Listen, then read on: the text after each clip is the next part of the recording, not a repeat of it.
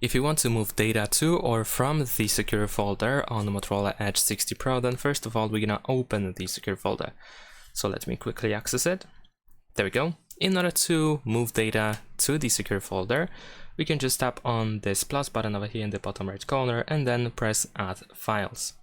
So let's say I'm gonna choose this video over here. We have the option to copy or move the file. So let's say I'm gonna move.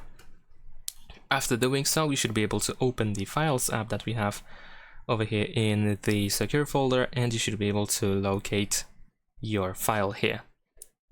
Besides that, we can also tap on these three lines here that we have in the top left corner, and then we can choose Manage Files. So here, once again, we can press Add to Secure Folder in order to move data to the secure folder. However, if you want to move data from the secure folder, then of course we have the second option here, Transfer from a Secure Folder.